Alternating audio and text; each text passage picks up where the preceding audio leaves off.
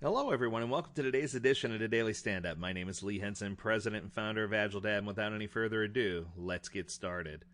Today, I want to keep with the theme, so we started out talking about vision and strategy, then we talked about road mapping, and yesterday we talked about backlog item creation and the backlog item creation workshop and the importance of and effectiveness of holding that properly. So today, I want to talk about release planning or big room planning or pie planning for those of you who are practicing SAFe, product increment planning. I think it's so important. If there's one linchpin that kind of holds all this together, from the real vision and visionary road mapping and visual tooling and backlog item creation, this is the piece that translates to the work actually being completed. This is the piece that helps us govern and see how the team is going to go about sizing, how the team is going to go about understanding and asking clarifying questions, how they're going to identify dependencies, and how they're going to get all this done in a timely manner so that we don't have a multi-day engagement in order to figure this out. I want to set the record straight right away that, most organizations fail at this because they try to turn this into a multi-day engagement. Most teams and individuals they don't want to be in any planning session for multiple days. They certainly don't want to be in a session where they're talking about hundreds of backlog items for multiple days. So I recently had an engagement where I was with a very large company. We'll call them a Fortune 100 company because they are.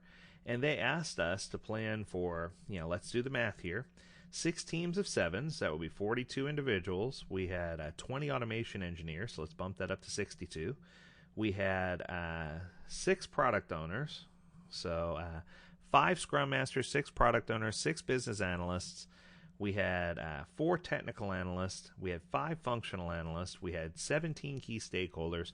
By the time you get it all said and done, we had just under 100 people who wanted to take place in this meeting. We had about 505, somewhere in that neighborhood, backlog items. We had a lot of people and a lot of work that we had to sort. Now, if we follow traditional planning methods, where we reviewed each item in a room, where we all sat down and said, "Hello, everyone. We'd like to welcome you all to this release planning workshop. My name is Alfred, and I'll be facilitating today. The first item we'd like to go through is backlog item number 978614, adjust the parameters. As an end user, I would like to adjust the parameters so I could achieve better end user satisfaction." No! Stop the madness! Nobody wants to be in that meeting. Nobody cares about your backlog item, and nobody wants to size it and talk about it. And if you're going through 500 items like that, not only is that going to take 4 to 5 days, but it's going to suck away everyone's will to live. You're going to have people jumping out of an 11th-story window. It's just not a meeting where people want to be. No one wants to be in that meeting. People want meetings to be short, sweet, and to the point. And in this meeting, where you're going to involve all of the different Agile teams to come in to help you size things and help you get your head around things, man, that's not the time for you to pull out the card where you want to talk about each one of these individually in depth. So the key to successfully completing a release planning or a big room planning or a pie planning meeting is to get the ones out of the way that you have your head around. So what do I mean by that? I have lots of steps for running a proper rapid release planning session, and those steps kind of help you once you have your head around what's going on. These are the steps that actually help you get things done.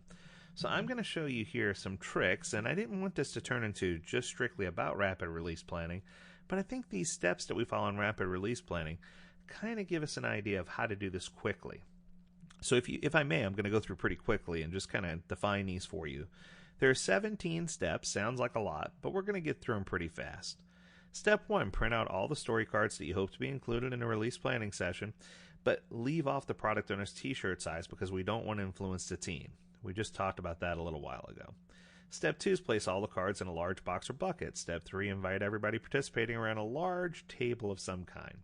Step 4, explain in a moment you're going to dump out 500 plus cards. The team's going to have 60 seconds to find a card they feel is small in size or scope. Now, no, that wasn't a typo. You're going to have 60 seconds with 500 cards for everyone to agree on one card that's small in size or scope. Why? Because I want to kind of get a benchmark. I want to try to set a benchmark and establish and say, okay, now that we understand that this is small, we want to compare everything else to this one and see how they size out, right? So step 5 says once the team's identified a small benchmark, Then we can have a set amount of time, in this case 9 minutes, to get as many on the wall, knowing that this one is small, so compared to this one and compared to each other. Now, we want to remind the team in step 7, and if they have items that they discover that are smaller than the original benchmark, it's okay. There's a column for extra small. Or if they have items that are larger than the original small or large that they benchmarked, there's a column for extra large as well. So we just want to remind them that there are outlying columns. So take advantage of those. 8, if you walk up to the wall and there's an item in the wrong column, move it, right? It's okay for you to move items around and get them to where they need to be. If you pick up a card you're uncertain about, it's okay. Put that card back down on the table for another team member to pick up. Don't try to do everything yourself, right? There are enough people in this room that there's going to be someone who's an expert in just about every topic. If you pick up a card that's an epic, tear it halfway and put it down on the table. Our goal is not to break down epics in this meeting. Our goal is to take items that are correctly sized and get them next to each other so that we can just kind of validate size. Now, I want to make one really important clarifying point here. In order for everything that we're talking about to be successful, the team cannot use time-based estimation. If they say that a story point equals a certain amount of time, or that they're estimating everything using hours, they're setting themselves up for failure, and they're setting themselves up for these estimates to all be incorrect. In order to go into this meeting and do it correctly, we need to make sure that we understand going in that size does not equal time. That backlog items aren't measured using time. Backlog items are measured using size. And if you do that appropriately, it's going to make everything pan out. So remember, size is just a metric of what you know, right? If you know something is small, put it in a small column. If somebody else says it's not, they can move it. No big deal. Step 9 says for the final few seconds, I asked them to be silent. So in this case, it was 60 seconds. I wanted everyone to be nice and quiet. And the reason I did that is because I wanted to give them a chance to review the wall, but I didn't want them to aggravate each other. I just wanted them to look and move things. And what we found is that, organizationally, people would move things, individuals would move things, and we were good to go, right? So we want to make certain that people move things to the correct column based on where they belong, and that organizations felt comfortable with individuals moving things, where they needed to go without having a whole lot of conversation at this point, right? So this needed to be quick and non-conversational. Once the time expires, we tell the team, go for an extended lunch. We ask the product owners to stick around because now the product owners are going to start to compare their initial estimates with the estimates that are on the wall. So any items that have no disparity at all, where the estimate's the same, or if they only have one column of difference, we go with whatever the team said. So if the team said small and the product owner said small, chances are it's small. If the team said small and the product owner said it's medium, still small. If the team said it's medium and the product owner said it's small, it's medium. The team's going to be doing the work, so we go with their estimate. Now keep in mind, we still have backlog refinement or backlog grooming. We still have sprint planning. We got lots of opportunities to update this if we need to. But at this point, this first round of estimation from the team is just to validate or invalidate the product owner's initial estimate, right? If there's more than 1 degree of separation between the t-shirt size of the product owner and the team, this warrants additional discussion on that item. So we'll mark those items as outliers. We'll put, PO equals S, T equals XL, and we'll move that into a separate column. Now the truth is, out of many hundred cards, we only have between 1% and 2% that went into that outlier column. The reason why that's so important to point out is because the number is small, because over time the product owner is going to get their head around the work and the team's going to get better at estimating size because they're taking time out of the equation. So it's going to be helpful for us to understand that it's going to be a small number that wind up in that disparate column. When the team returns, we time box the discussion for 5 minutes apiece around those outliers, and then we'll talk about each one and we'll say, okay, team, you said it was this, product owner, you said it was this, why do you think it's this? And a product owner will say, oh, no, all I wanted was this. And 50% of the time, the team will say, okay, yeah, if that's what you wanted, it is small.